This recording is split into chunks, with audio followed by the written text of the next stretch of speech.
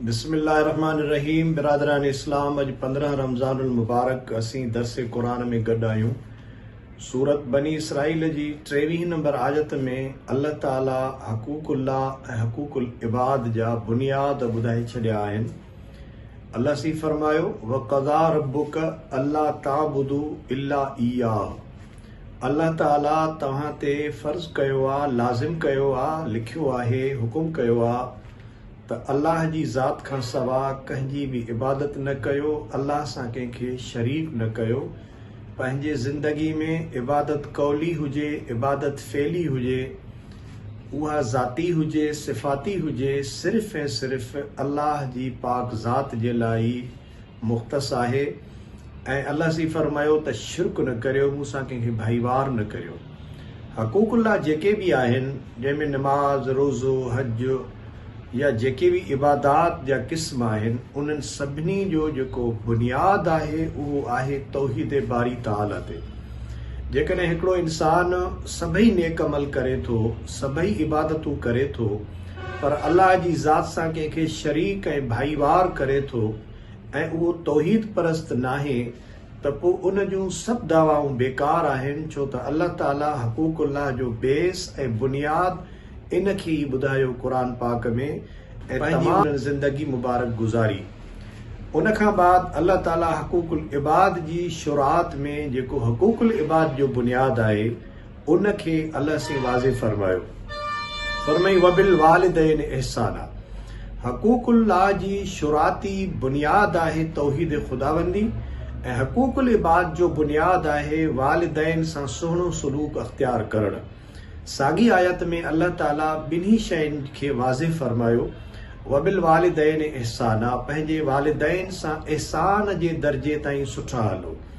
व इम्मा यबलुगन्न इंदकल किबर अहदुहुमा औ किलाहुमा, जेकॾहिं अव्हां जी ज़िंदगी में ॿई हुजनि, अव्हां ख़ुशि नसीब आहियो जे पीउ बि हुजे, माउ बि हुजे, या अव्हां जे नसीब में इहो आहे त हिकिड़ो रहिजी वियो आहे, अव्हां जे हयाती में सिर्फ़ु पीउ आहे या सिर्फ़ु माउ आहे। अल्लाह सी फरमायो, जेकॾहिं ॿई हुजनि या को बि हिकिड़ो हुजे, फला तक़ुल लहुमा उफ़्फ़िन वला तनहरहुमा, त ॿियो त पंहिंजी जॻह ते सभु ॻाल्हियूं, लेकिन उन्हनि जे साम्हूं जॾहिं तव्हां ॻाल्हायो तॾहिं बि तव्हां निमाणो थी करे ॻाल्हायो, बाअदब ॻाल्हायो, लिहाज़ ऐं एहसास सां ॻाल्हायो। कॾहिं बि अहिड़ो लफ़्ज़ गुथो न चओ, उफ़ बि न चओ, झिणक बि न ॾियो। अबे अम्मा जो एहतराम कयो। वकुल्लहुमा कौलन करीमा, जॾहिं बि तव्हां ॻाल्हायो सुहिणो ॻाल्हायो, प्यारो ॻाल्हायो, जो उन्हनि जी दिलि न ॾुखाइजे। छो त कुराड़ो माण्हू जीअं ॿार अहिड़े क़िस्म जूं ॻाल्हियूं कंदो आहे जो अॻिलो तंग थींदो आहे, लेकिन अबो अम्मा ॿार जा सभु नख़रा बर्दाश्त कंदा आहिनि। पीउ माउ बि कॾहिं अहिड़ी उमिरि खे पहुचंदा आहिनि जो पोढ़ा थी वेंदा आहिनि, उन्हनि जो ज़हन ज़ईफ़ थी वेंदो आहे, उहे अहिड़ियूं ॻाल्हियूं कंदा आहिनि जेके जवान माण्हू खे पसंदि न आहिनि ईंदियूं।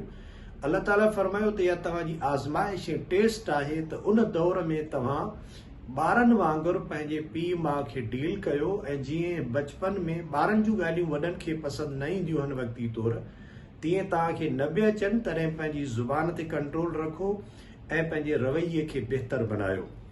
ऐं अॻिते हली अल्लाह ताला फरमायो, सिर्फ़ु तव्हां उन्हनि सां सुठो न हलो, सिर्फ़ु तव्हां उन्हनि सां सुहिणो सलूक अख़्तियार न कयो, पर फरमाए वक़्फ़िज़ लहुमा जनाह ज़ुल्ल मिनर रहमा, वक़्फ़िज़ लहुमा जनाह ज़ुल्ल मिनर रहमा वक़ुर रब्बिरहमहुमा कमा रब्बयानी सग़ीरा।